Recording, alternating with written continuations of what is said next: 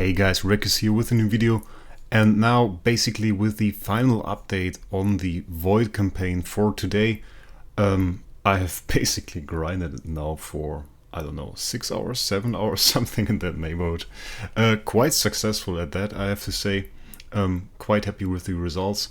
I prepared some screenshots to basically lead you through what I did, show you the teams I prepared and used to get to the fight where I'm at now. I think I'm currently ranked place 4, we will see that later. For now, basically, I want to show you the screenshots. First screenshot shows the pretty regular team I showed in videos before. I could keep on using that for some more time. We went with a rather fast Starving Jar CC, and basically all the good stuff. We have the Halora still in there for 20% extra damage plus the extra crit damage, which I considered quite nice back then. She's also a minus tier with Defier, so 2.5 trillion at that point was quite good damage. I used that team basically until I hit a brick wall, which was this fight. That's 2-1-5 here. And it's basically hell, really is. The wall deck hits your team with damage over time, so does the LOEs.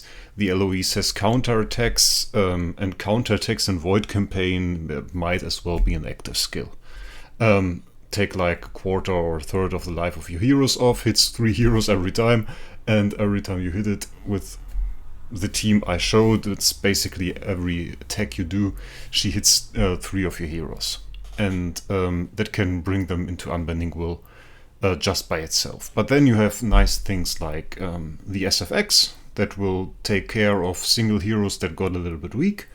You have the Halora that just does massive AoE damage, and the Asmodel wasn't that big of a problem, to be honest. The Gloria is quite interesting as well. She does these little bubbles, and those bubbles are actually marks, and if another hero from the team, like the Asmodel for example, can do it quite well, hits them, they explode and deal mark damage, and mark damage bypasses Unbending Will, so your heroes die instantly, which in worst cases mean that Asmodel killed like 3 heroes with one swipe, even though they still had Unbending Will. Not that nice. So I was stuck at that stage basically for 2.5 hours, and had to rethink my entire team. And what I came up with and what finally bet this team was this.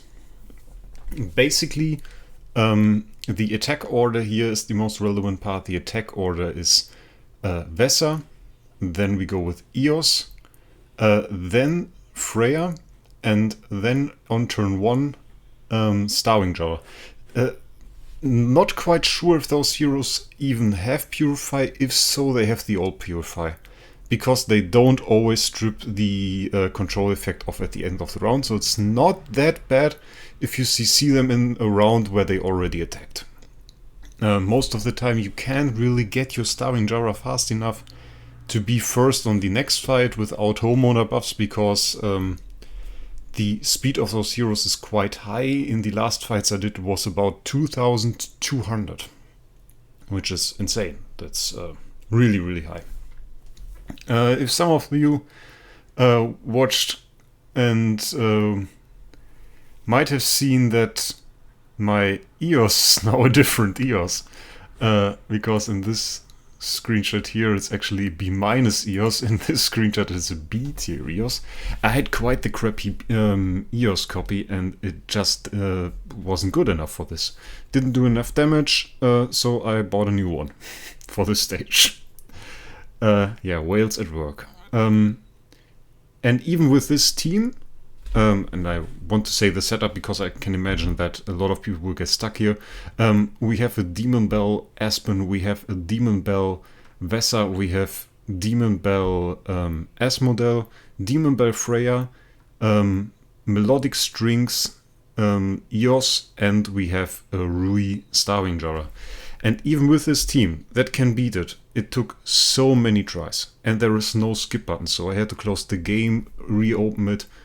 And in the end, I watched some fights. I had some work to do while doing it, so I let that run and did my work. And like 100 attempts or something later, I could finally beat it, but it was no pleasure at all. But the tactic I used here and developed during this fight with the turn 1 Starring Jara active, even after the enemies attacked, I kept that one and went on with it to beat other fights as well. Basically, you can see the team didn't change for the next one. This was, by the way, also a little bit difficult fight. Not that much. The Russell with the Dazzle was a bit annoying, and the Russell also is quite a strong damage dealer. If he gets going one time, he will just rip your heroes apart, so your only real chance is to CC him on turn 1, which will make him quite useless.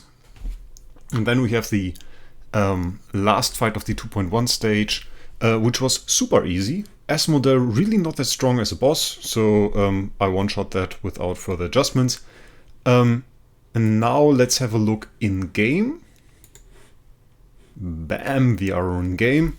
As you can see, 2.2 currently at that stage, which is also the reason I decided to make the video. I don't really think I can beat it actually. The Gustins are really annoying and we don't have Dove to deal with them. And I don't have an SFX that would be perfect for this, so yeah, guess it would be a lot of RNG if I would beat it. But for now, that's of course not the best positioning for the Espen. For now, I don't see me beating that, so I didn't bother trying too often and just thought, yeah, let's get a video out. Let's see if we can make something here and maybe get you guys through one or the other stage. One thing I have noticed though, and want to tell you guys, in Espen Dungeon they reduced the healing of the heroes. Here definitely not. It's more like Tower. They heal for millions and trillions. That's really insane. But I got till here without a single hero with Giant Killer and was overtaken by Ragnaru. That hurts. Mr. S tier Freya. Yeah, okay. Can live with that. Good guy. Yeah, that's basically it. You saw the team, you saw the fights. I hope it helps you getting through Void Campaign with, of course, a lot of resources, but at least no Giant Killer A tier heroes. So, with that, I will leave you for the day, and we will see us in the next video.